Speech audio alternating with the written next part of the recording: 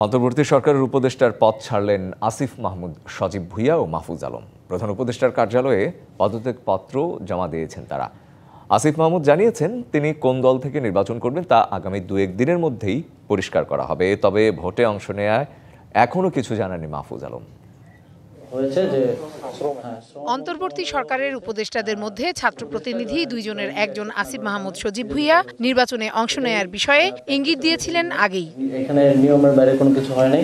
স্থানীয় সরকার উপদেষ্টা আসিফ মাহমুদ এবং তথ্য ও সম্প্রচার উপদেষ্টা মাহফুজ আলম বুধবার পদত্যাগ করতে যাচ্ছেন এমন গুঞ্জনের মধ্যেই জরুরি সংবাদ সম্মেলনে আসেন আসিফ মাহমুদ। জানান তার পদত্যাগের বিষয়ে জানানো হবে প্রধান উপদেষ্টার দপ্তর থেকে।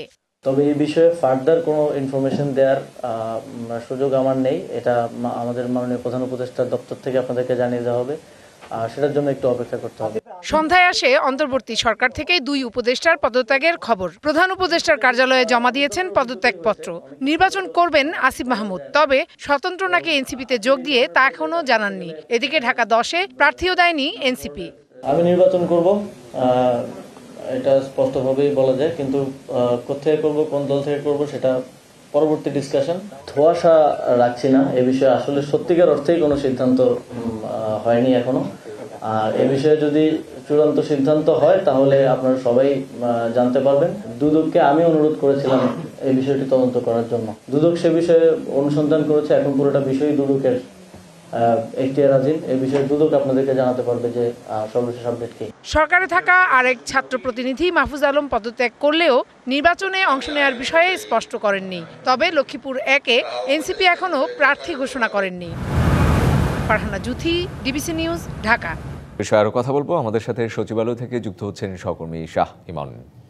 ইমন, এই মুহূর্তে আসলে 2 উপদেষ্টা যে পদত্যাগের খবর আমরা যেটি দেখলাম, সেই ব্যাপারে আসলে সবশেষ কি তথ্য আছে আপনার কাছে? আরেকটা বিষয় হচ্ছে যে এটি আসলে ঠিক কিভাবে আপনারা এটি আসলে ঠিক কিভাবে স্পষ্ট হলো, এবং আরেকটা বিষয় নিশ্চয়ই কথা বলেছেন তাদের সাথে, কর্মকর্তাদের সাথে। এই 2 উপদেষ্টা সরকারে ছিলেন, তারা যদি নির্বাচন করেন কোনো ধরনের প্রভাব পড়বে কিনা এই সরকারের অধীনে নির্বাচন করার?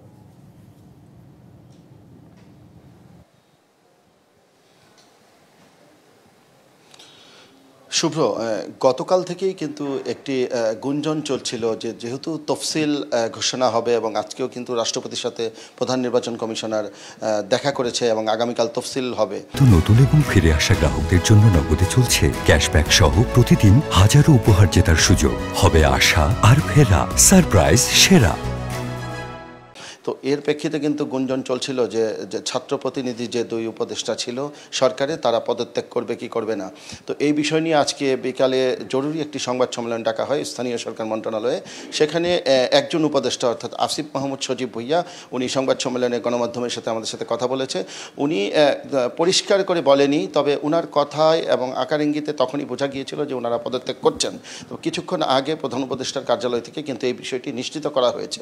তবে সংবাদ সম্মেলনে আমরা যখন তাকে প্রশ্ন করা হয়েছিল যে আপনি কি নির্বাচন করবেন কিনা বা পদত্যাগ করছেন কীভাবে, উনি বলেছেন যে ওনার মতো করে ব্যাখ্যা দিয়েছেন যে এই উপদেষ্টা হিসাবে দায়িত্ব পালন করেও নির্বাচন করতে কোনো বাধা নেই, তবে নৈতিক বিষয়টিকে মাথায় রেখে মূলত তারা এই পদত্যাগ করবে। তবে কোন দল থেকে এবং কোন আসন থেকে নির্বাচন করবেন এই বিষয়টি কিন্তু উনি এড়িয়ে গেছেন এবং বলতে চাননি। এবং আরেকটি বিষয় যেটি ছিল যে আরেক উপদেষ্টা, তথ্য উপদেষ্টা মাহফুজ আলম, উনি সংবাদ সম্মেলনে আসেননি এবং ওনার সাথে আমরা যোগাযোগ করেছিলাম, উনি গণমাধ্যমের সাথে কথা বলতে চাননি। তবে আমরা নিশ্চিত হয়েছি যে 2 জনই পদত্যাগ করেছেন। আর আরেকটি বিষয় সেটি হচ্ছে যে আসিফ মাহমুদ সজীব ভুঁইয়াকে প্রশ্ন করা হয়েছিল যে ওনার মন্ত্রণালয়ে দায়িত্ব থাকাকালীন সময়ে যে নানা রকম দুর্নীতির অভিযোগ উঠেছিল, এই ব্যাপারে ওনার বক্তব্য কি। তো উনি মূলত সংবাদ সম্মেলনে কিন্তু উনার এই দায়িত্ব থাকাকালীন সময়ে যে উন্নয়নমূলক কর্মকাণ্ড করেছে এগুলোই কিন্তু সংবাদ সম্মেলনে বেশি উপস্থাপন করেছে। তবে বলেছে যে দুর্নীতির যে অভিযোগ সেগুলো যদি কোনো সত্যতা থাকে সেগুলো তারা দুদক বিষয়গুলো দেখবে এবং দুর্নীতি দমন কমিশন এই বিষয়গুলি দেখবে। এই ব্যাপারে তার কোনো বক্তব্য নেই। তবে উনি বলেছেন যে আমি দায়িত্ব থাকাকালীন এবং আমার যে সম্পদের হিসাব সেটি আমি আজকে সকালে উনি তার সম্পদের হিসাব দাখিল করেছে, এরকম একটি তথ্য আমাদের দিয়েছে। কাজে উনি বলেছে যে আমি আমার দুর্নীতির বিষয় নিয়ে আমি পরিষ্কার। জি। আর আরেকটি বিষয় সেটি হচ্ছে যে উনি বলেছেন নির্বাচনের বিষয়ে আগামী 2 থেকে 3 দিনের মধ্যেই উনি পরিষ্কার করবেন যে উনি আসলে কোথা থেকে বা কোন দল থেকে নির্বাচন করবেন।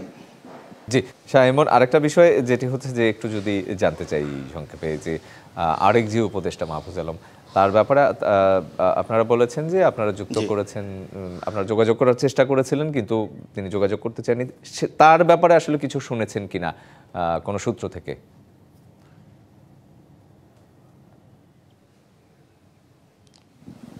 আচ্ছা, তথ্য উপদেষ্টাকে আমরা মূলত যোগাযোগ করেছিলাম, কিন্তু উনি গণমাধ্যমের সাথে কোনো কথাও বলতে চাননি এবং উনি পদত্যাগ কখন করছেন, কোন দল থেকে উনি ইলেকশন করবেন, এই বিষয়টিও উনি পরিষ্কার করে গণমাধ্যমের কাছে বলেননি। বলেছেন যে এটা সময় বলে দিবে আসলে যে উনি কোথা থেকে নির্বাচন করবে। তবে আমরা যতটুকু জানি যে উনি লক্ষ্মীপুর একটি আসন থেকে নির্বাচন করার কথা, তবে সেটি কোন দলের পক্ষ থেকে সেটি উনি বলেছেন যে পরবর্তীতে সময় আপনারা পরিষ্কার করবে এবং পরবর্তীতে সে আনুষ্ঠানিকভাবে ঘোষণা দিবে যে কোথা থেকে উনি নির্বাচন করবেন। অর্থাৎ গণমাধ্যমের সাথে এখন পর্যন্ত একটি ধোঁয়াশা রয়েই গেল এবং তারা পরিষ্কার করে গণমাধ্যমের কাছে এই বিষয়টি এখন এই মুহূর্তে বলতে চাননি। শাহ ইমন, আপনাকে ধন্যবাদ আমাদের সাথে যুক্ত হওয়ার জন্য।